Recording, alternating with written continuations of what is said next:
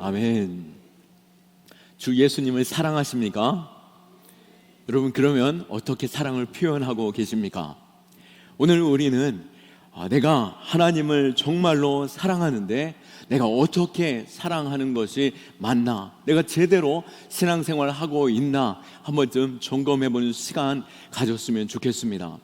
열심만 있으면 다 될까요? 라고 우리가 먼저 질문을 던져보겠습니다. 여러분, 열심만 있다고 모든 것이 다 옳게 우리가 하는 행동이라고 과연 말할 수 있을까요? 요즘 많은 사람들이 러닝에 관심이 많습니다. 가만히 보면 아침에도 뛰는 사람이 많이 있고 저녁에도 뛰는 사람들을 종종 보게 됩니다. 어떤 사람이 이 러닝을 하다가 나도 마라톤에 도전해 보아야겠다라고 하는 그 마음으로 42.195 내가 반드시 뛰어보리라 하는 마음으로 도전하게 된 것이죠. 아무런 지식도 없이 오래도록 열심히 달리기만 하면 된다라고 하는 생각으로 열심만 되었다라고 한다면 과연 어떻게 될까요? 성공할 수 있을까요? 그렇지 않죠. 오히려 부상당하기가 쉽고 자기 페이스를 잃어버리는 가운데 모든 것들을 다 상실하고 말 것입니다. 신앙생활도 그렇습니다. 한 젊은이가 2년 동안 새벽 기도를 열심히 다녔습니다. 또 11조도 철저히 하고 전도도 열심히 했습니다. 그런데 오히려 삶은 나아지지 않았습니다. 잦은 지각과 또 직원들과의 관계가 어려워짐으로 인하여서 직장을 잃어버리게 되었고, 하나님을 위해 최선을 다하며 신앙생활도 열심히 했다라고 생각했는데 결과적으로는 자신의 기대와 전혀 다른 모습들이 자신에게 찾아왔다라고 하는 것이죠. 그럴 때 우리는 이렇게 중얼거립니다. 내가 뭘 잘못했을까? 라고 하는 것이죠. 슬프지만 또 웃긴 얘기가 있습니다. 소와 사자가 아주 깊이 사랑을 나누게 된 것입니다. 소는 매일매일 신선한 풀을 뜯어다가 사자에게 대접해주면서 사랑을 표현했습니다. 사자 역시도 자신이 가장 좋아하는 고기를 잡아다가 그 고기로서 소에게 대접해 주었던 것이죠. 둘 다 진심으로 서로에게 최선을 다했습니다. 하지만 결국 어떻게 되었겠습니까? 둘은 헤어지고 말았던 것이죠. 서로를 향해서 원망하는 마음으로 난 최선을 다했어, 난 정말로 잘못한 것이 없는데 왜 이러한 상황까지 이르게 되었는지 내가 알지 못하겠구나 라고 하면서 떠나게 되었다는 것이죠. 과연 서로 잘못한 것이 없었을까요? 뭐가 문제였습니까? 상대방이 원하는 것에 대해서 생각해 보지 못했고 배려해 보지 못한 사랑이었기 때문에 좋은 의도는 있었지만 방법이 잘못되었던 것이죠. 오늘 본문 역시 이 문제를 다루고 있습니다. 다윗이 하나님을 정말 사랑했습니다. 그리고 하나님의 말씀을 사모하는 가운데 하나님의 그 사랑을 표현하고자 하나님의 말씀, 하나님의 법궤를 자신의 성 예루살렘으로 옮기려고 했던 것이죠. 이 사건을 통해서 하나님께서는 우리에게 중요한 메시지를 주고 계십니다. 그것은 바로 좋은 의도만으로는 충분하지 않다라고 하는 것입니다. 다윗은 통일 이스라엘의 왕이 되었습니다.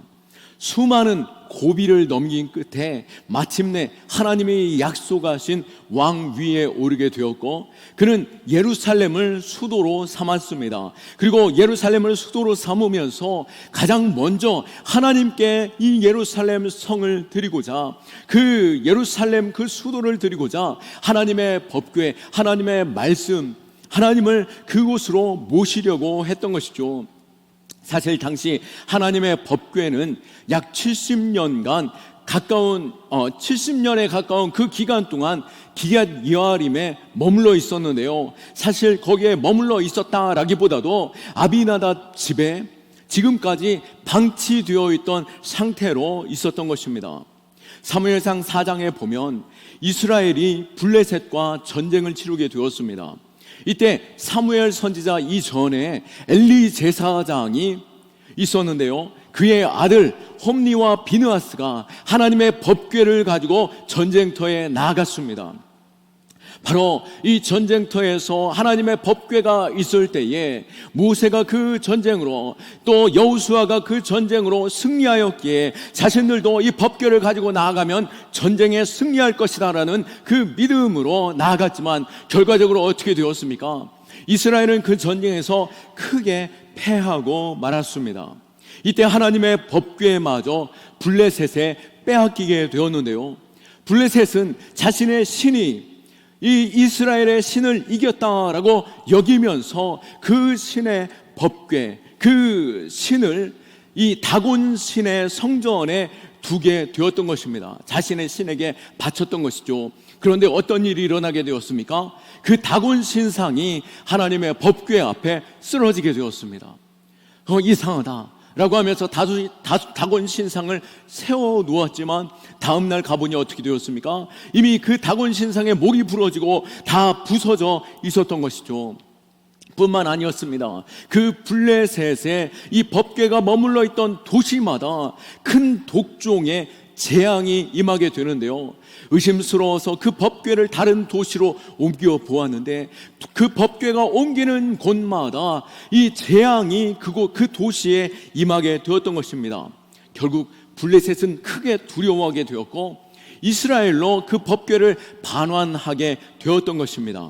하나님의 법궤를 암소 2마리가 끄는 새 수레에 실어서 이스라엘의 벳세메스로 돌려보냈는데요, 그런데 이스라엘에 돌아왔으니 이스라엘 백성들이 얼마나 기쁘게 환영했겠습니까?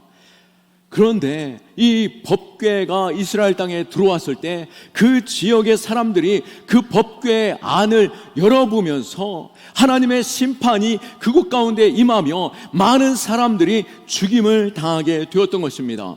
결국 그 사람들은 두려운 가운데 그 법궤를 아비나답에 옮겨두게 되었고 하나님의 법궤는 거의 70년에 이르도록 방치되어져 있던 것입니다. 하지만 다윗은 매우 순수한 마음으로 하나님을 가까이 하고자 하나님의 법궤를 모시고자 그 법궤를 예루살렘으로 옮기려고 하였는데요, 하나님을 중심으로 이 나라가 굳건히 서기를 바라는 마음으로 그 법궤를 옮기게 된 것입니다.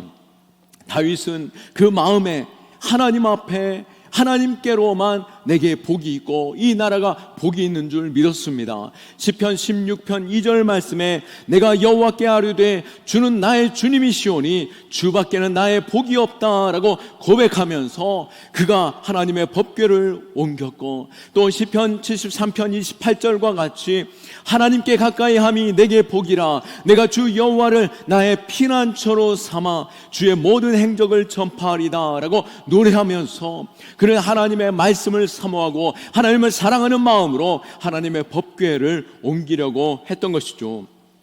다윗은 진실로 여호와를 사랑하였고 자신의 그 사랑을 최선을 다해 표현하기 위해서 하나님께 영광을 돌려드리기 위해 그 법궤를 옮기게 된 것입니다. 이 법궤를 옮길 때도 마찬가지였습니다. 사무엘상 오늘 본문 6장 1절에 보시게 되면은 3만 명의 정예 용사를 뽑아서 이 법궤를 호위하였고 또 다윗은 법궤를 위해서 새로운 수레를 준비하였고 잘 윤택한 소와 또 온 백성들이 이곳에 도열하여서 큰 기쁨으로 찬양을 하며 법궤를 옮깁니다. 5절 말씀에 다윗과 이스라엘 온 족속이 잣나무로 만든 여러 가지 악기와 수금과 비파와 소금과 양금과 제금으로 여호와 앞에서 연주하더라. 다윗은 이렇듯 잔치를 벌이는 것처럼 온 백성들이 즐거워하였고 또 세심한 준비와 헌신을 아끼지 않으며 하나님의 법궤를 옮기게 되는 것이죠. 그런데 어떤 일이 있었습니까? 이 나곤 타작마당에 이르렀을 때에 예상하지 못했던 일이 벌어지게 되었는데요, 소가 돌뿌리에 걸렸을까요? 소가 크게 일어나면서 소가 끌던 이 수레가 크게 흔들리게 되었습니다. 이 광경을 지켜보던 웃사가 반사적으로 그 법궤를 붙잡았는데요, 그 법궤가 따라 땅에 떨어지는 것을 막으려는 본능적인 행동이었겠죠. 누가 봐도 칭찬받을 만한 일이었습니다. 그런데 하나님께서는 즉시 진노하시며 웃사를 죽게 하였던 것입니다. 7절 말씀에 여호와 하나님이 웃사가 잘못함을 말미암아 진노하사 그를 그곳에서 치시니 그가 거기 하나님의 궤 곁에서 죽으니라. 아멘.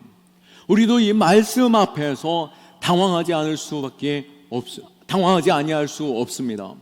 하나님은 사랑의 하나님이시지 않습니까? 하나님의 영광을 위해서 하나님을 열정적으로 사랑하는 마음으로 이 일들을 추진하여 나아가는데, 하나님의 영광을 위한 자리에서 하나님께서는 진노를 행하시며 재앙을 나타내 보이셨으니 얼마나 놀랐겠습니까? 문제의 핵심은 어디에 있었겠습니까? 왜 하나님께서 이토록 진노하시며 법궤가 옮겨가는 것을 막으셨겠습니까? 그 핵심은 바로 그들의 무지함에 있었습니다. 무식하면 용감하다라고 하는 말도 있습니다.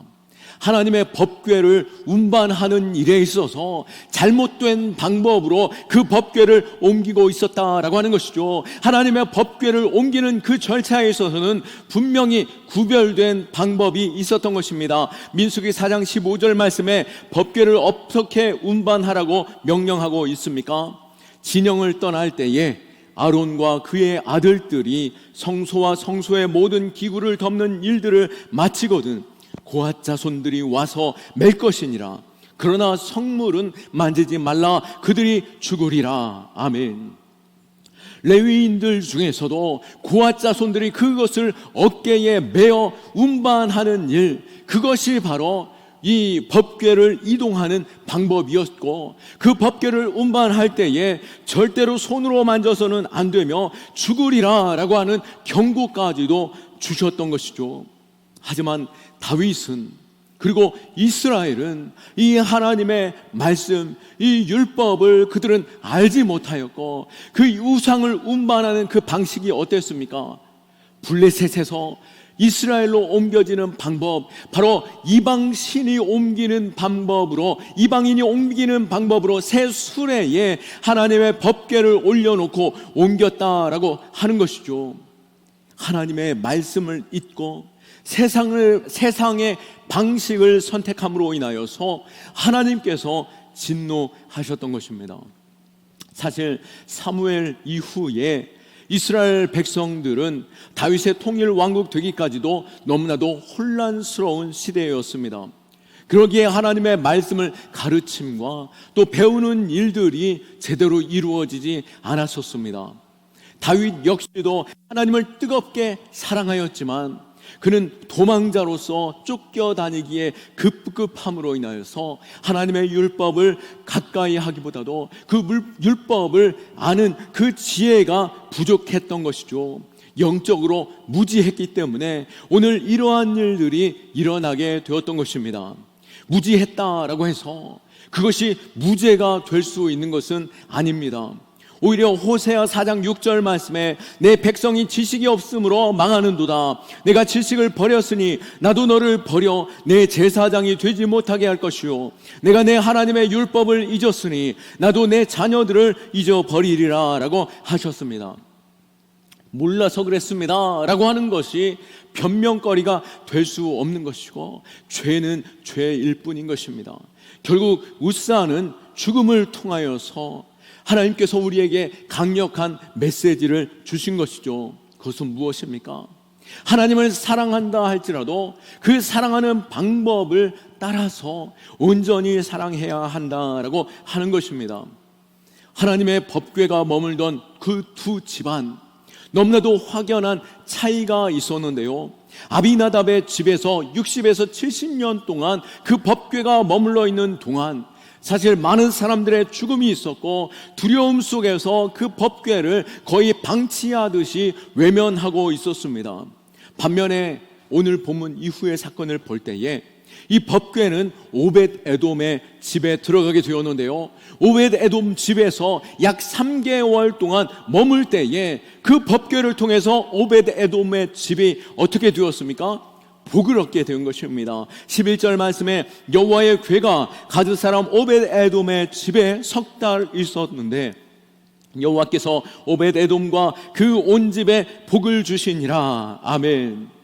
요세푸스가 썼던 그 기록에 의하면 법궤가 들어갈 때에는 가장 가난한 집이었는데 나올 때는 가장 부잣집이 되었노라라고 기록되어져 있을 만큼 하나님의 법궤가 그 집에 들어감으로 인하여서 복이 있었다라고 하는데요, 여기에는 어떤 차이가 있었겠습니까?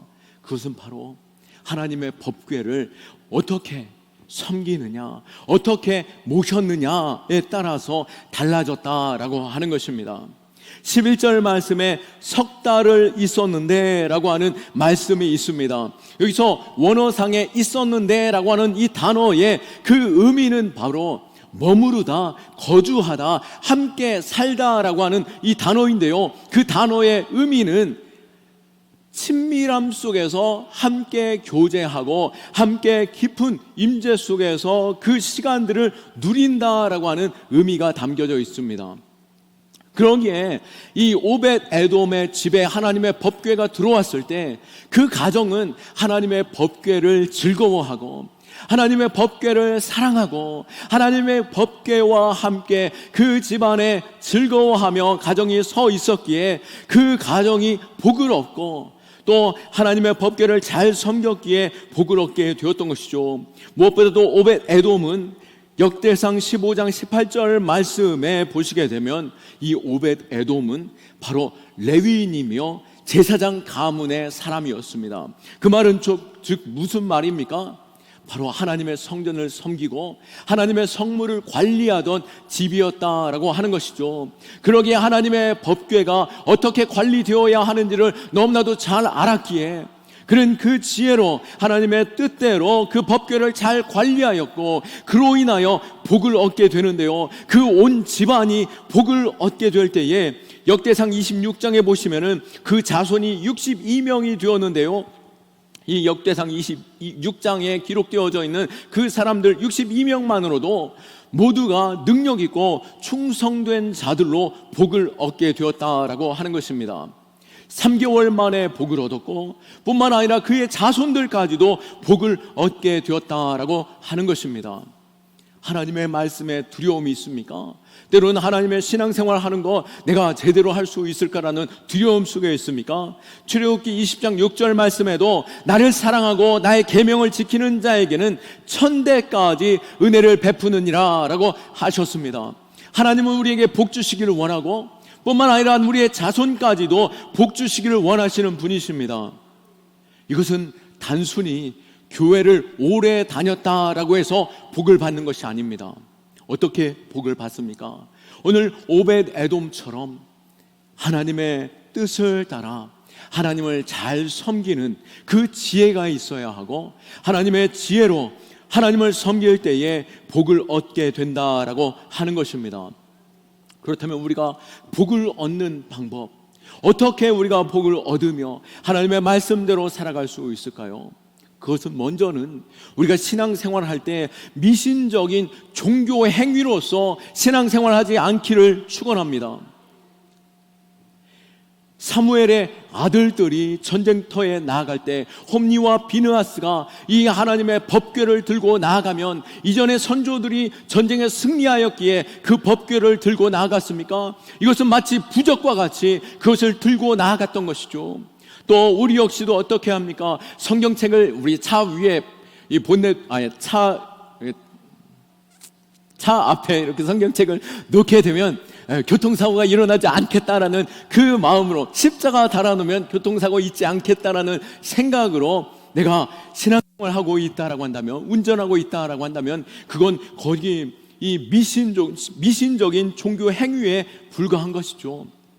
교회만 다닌다라고 해서 우리가 하나님께 복을 얻는 것이 아닙니다. 예배만 드린다라고 해서 그것이 우리의 집안이 잘 되게 하는 것으로 착각하면 안 되는 것이죠. 우리는 하나님이 기뻐하시는 그 자리로 나아가야 하고 또 예수님께서 우리에게 본이 되어주신 것처럼 예수님처럼 하나님을 사랑하고 주님 하나님과 동행하고 또 하나님 앞에 온전히 나아가는 그러한 신앙으로, 참된 신앙으로 서야 하는 것입니다. 오늘 이 사건은 너무나도 충격적이게도 말씀의 무지함으로 말미암아 호세아 4장 6절 말씀처럼 내 백성이 지식이 없으므로 망하는도다 라고 말씀한 것처럼 우리는 이 말씀을 기억하며 하나님의 뜻이, 하나님의 마음이, 하나님께서 원하시는 우리의 삶이 무엇인지를 우리는 말씀을 통해서 귀 기울이고 이 말씀을 붙잡고 한 주간 살아가고 또 날마다 그 이 말씀을 가르치는 가운데 우리의 자녀들 또한 복을 얻는 자 될 수 있기를 축원합니다. 로마서 12장 2절 말씀에 너희는 이 세대를 본받지 말고 오직 마음을 새롭게 함으로 변화를 받아 하나님의 선하시고 기뻐하시고 온전하신 뜻이 무엇인지 분별하도록 하라라고 말씀하셨습니다. 우리가 말씀을 더욱더 깊이 알기 원하고 우리의 마음을 새롭게 함으로 하나님의 뜻을 따라 살아가는 신실한 주의 종, 복을 얻는 자 될 수 있기를 축원합니다. 다윗도 실수했던 것처럼 우리가 성경을 체계적으로 배우지 않으면 세상 방식으로, 세상 풍조로, 세상 유행으로 우리가 신앙생활하고 마는 것이죠. 오늘 이스라엘 백성들도 이방인들이 우상을 수레에 실어 운반하듯이 옮김으로 하나님의 진노가 있었던 것입니다. 말씀을 마치면서 여러분에게 권면하고 싶은데요, 무슨 말 하겠습니까? 하반기 다양한 성경 공부반이 열려 있습니다. 하나님의 말씀을 내가 더 제대로 알고 참된 신앙생활이란 어떤 삶으로 살아가는 것인가, 그것에 대해서 깊이 묵상하고 서로 격려하는 가운데 믿음의 삶을 살아갈 때 우리에게 복이 있고 우리의 가족에게 복이 있고 우리의 천대에 복을 얻는 자 될 줄로 믿습니다. 하나님의 말씀을 더욱더 가까이 하는 자 되고 또 그 말씀을 가르치는 가운데 복을 얻기를 원하고 우리 하반기 하나님의 말씀의 그 풍성함으로 말미암아 하나님의 기쁨이 되는 저와 여러분 다 될 수 있기를 예수 그리스도의 이름으로 축원합니다. 아멘. 우리 하나님께 영광의 박수 올려드리겠습니다. 우리 자리에서 일어나셔서 함께 찬양하겠습니다. 그리고 결단하며 기도하겠습니다.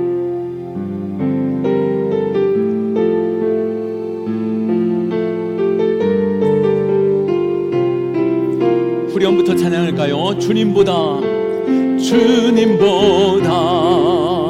앞서지 않고 겸손하게 주님의 말씀 기다리니 주님 손에 우릴 드립니다.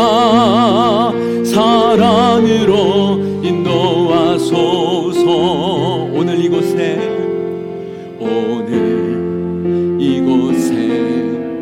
계신 성령님 우리에게 말씀하시고 우릴 가르치소서.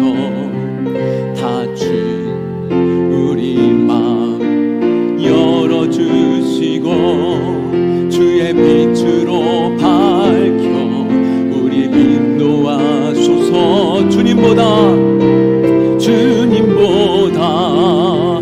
앞서지 않고 겸손하게 주님의 말씀 기다리니 주님 손에 우릴 드립니다.